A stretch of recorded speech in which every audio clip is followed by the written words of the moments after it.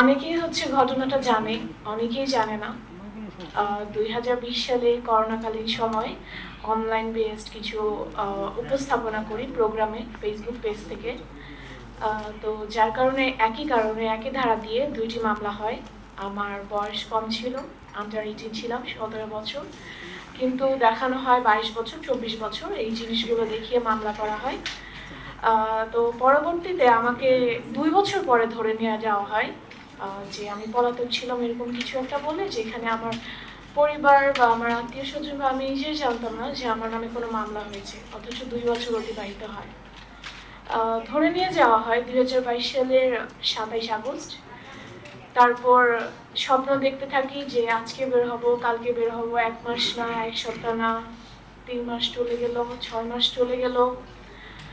জামিন প্রথমবারের মতো স্টে হলো। স্বপ্নগুলো ভাঙতে থাকে আস্তে আস্তে যে হয়তো আর বের হতে পারবো না। কারাগারের যে উঁচু পিরামিডগুলো ছিল সেই জিনিসগুলো যখন দেখতাম তখন মনে হতো যে জীবনটা হয়তো এখানেই শেষ। একসময় আশা ছেড়ে দিলাম, ছাড়তে ছাড়তে 1 বছর চলে গেল, আশা নেই।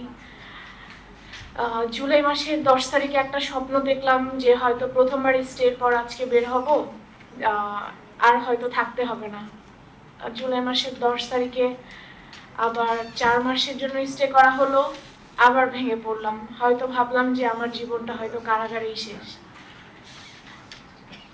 তারপর সৃষ্টিকর্তা হয়তো আমার দিকে তাকালেন বা সবাই আমার জন্য কথা বলেছেন, হয়তো তাদের দোয়াগুলো হচ্ছে সৃষ্টিকর্তা গ্রহণ করেছেন।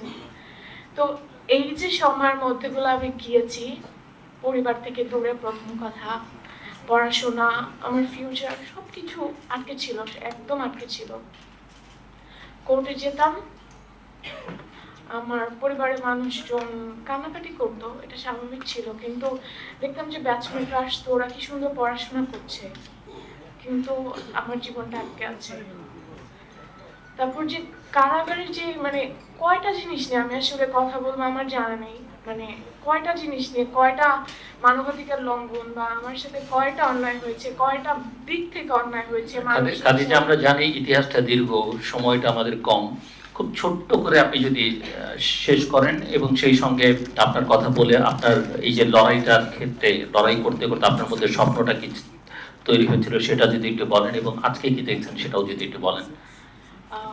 তো এভাবে হচ্ছে 15 মাস পরে বের হলাম, আর এই লড়াই আসলে তখন সবকিছুর মধ্যে ভয় পেয়ে গিয়েছিলাম যে আমি হয়তো আর কিছু করতে পারবো না। আমি সত্যি কথা, কারণ পরিবার থেকে দূরে থাকা বা পড়াশোনা মানে জীবনে যে কতটা ক্ষতি, সত্যি ভয় পেয়ে গিয়েছিলাম। মানে আমি যে প্রত্যেকটা মানুষকে প্রতিবাদ করতাম সেই মানুষটা একদম চুপ হয়ে গিয়েছিলাম। আমার ফেসবুক ওয়ালে গত 7-8 মাস কোনো লেখালেখি হতো না, মানে ভয়ে আমি কথাও বলতে পারতাম না। তো এখন হয়তো কিছু স্বপ্ন দেখছি, কারণ এখন তো কথা বলতে পারি, 2-4টা কথা বলতে পারি, প্রতিবাদ করতে পারি।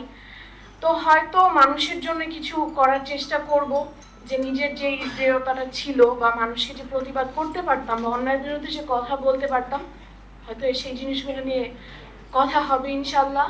নিজে একটা পর্যায়ে যাই, ওই অবস্থায় যাই, সবাইকে নিয়ে কাজ করার অনেক ইচ্ছা আছে, যারা আমার মতো বঞ্চিত বিশেষ করে তাদেরকে নিয়ে কাজ করার অনেক ইচ্ছা আছে। ধন্যবাদ।